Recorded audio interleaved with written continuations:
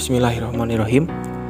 Perkenalkan, nama saya Muhammad Rafli Dia Herdian dari UIN Sunan Gunung Jati Bandung, jurusan Ilmu Politik semester 5 kelas B. Pada kesempatan kali ini, saya akan sedikit menganalisis dinasti politik keluarga Jokowi dengan menggunakan pendekatan positivisme.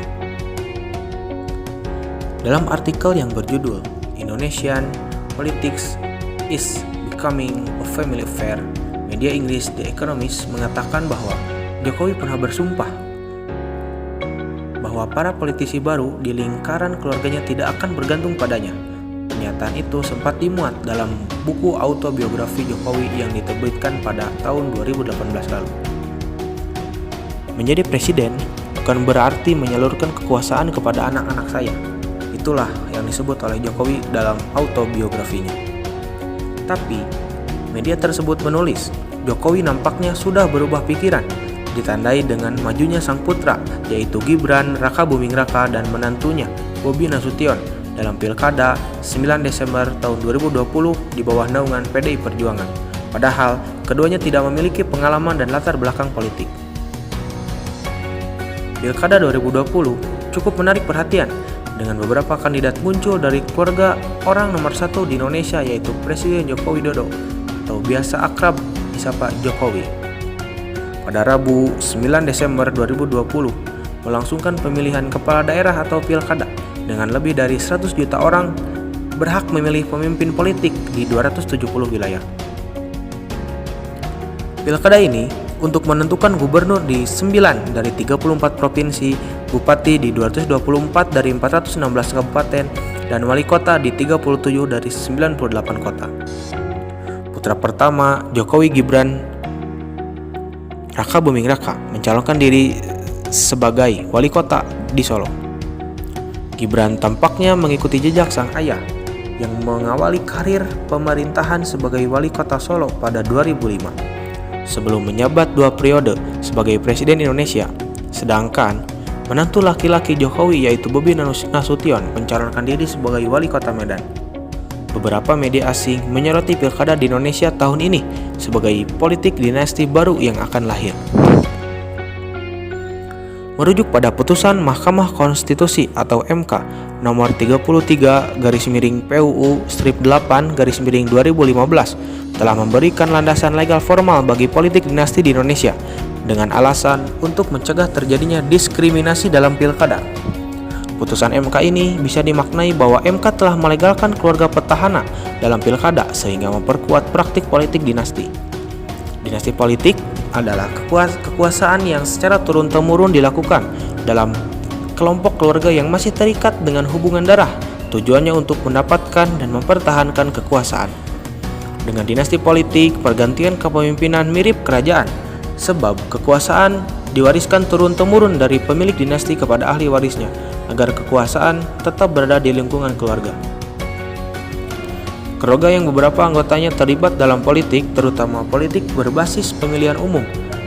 Anggota keluarga politik terikat lewat keturunan atau pernikahan, biasanya melibatkan beberapa organisasi, beberapa generasi atau saudara-saudara. Menurut dosen ilmu politik Visipol UGM, Ari Dwi Payana, tren politik kekerabatan itu sebagai gejala neopatrimonialistik. Benihnya sudah lama berakar secara tradisional, yakni berupa sistem patrimonial yang mengutamakan regenerasi politik berdasarkan ikatan genealogis ketimbang merit system dalam menimbang prestasinya. Menurutnya, kini disebut neopatrimonial karena ada unsur patrimonial lama, tapi dengan strategi baru. Dulu, pewarisan ditunjuk langsung, sekarang lewat jalur politik prosedural.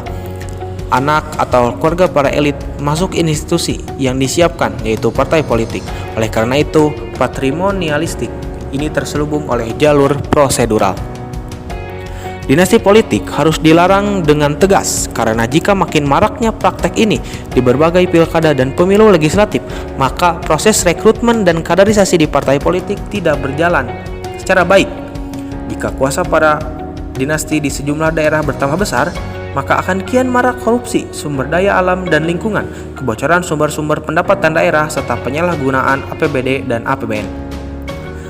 Akibat dari politik dinasti ini, maka banyak pemimpin lokal yang menjadi politisi yang mempunyai pengaruh, sehingga semua keluarga termasuk anak dan istri berbondong-bondong untuk terlibat dalam sistem pemerintahan. Sebagai konsekuensi logis dari gejala pertama, yaitu tertutupnya kesempatan masyarakat yang merupakan kadar handal dan berkualitas, sirkulasi kekuasaan yang hanya berputar di lingkungan elit dan pengusaha semata, sehingga sangat potensial terjadinya negosiasi dan penyusunan konspirasi kepentingan dalam menjalankan tugas kenegaraan. Sulitnya mewujudkan cita-cita demokrasi karena tidak terciptanya pemerintahan baik dan bersih, yaitu clean government and good governance.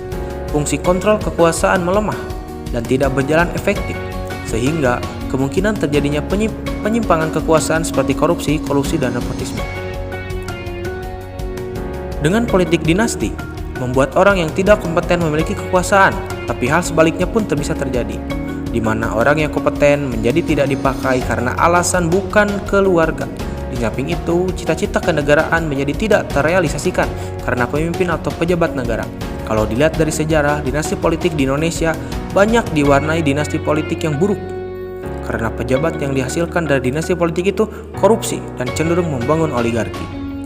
Kemudian, solusi yang ditawarkan untuk mencegah munculnya dinasti politik yang baru atau dinasti politik yang sudah ada adalah memperkuat pengawasan, penegakan hukum yang adil dan memiliki efek jera, mendorong institusionalisasi partai politik serta memberikan pendidikan politik bagi pemilih.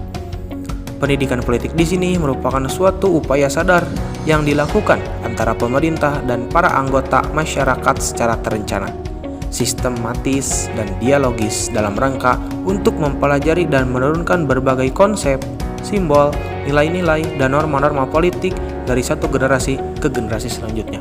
Mungkin itu yang dapat disampaikan. Terima kasih atas perhatiannya. Mohon maaf apabila banyak kesalahan. Assalamualaikum warahmatullahi wabarakatuh.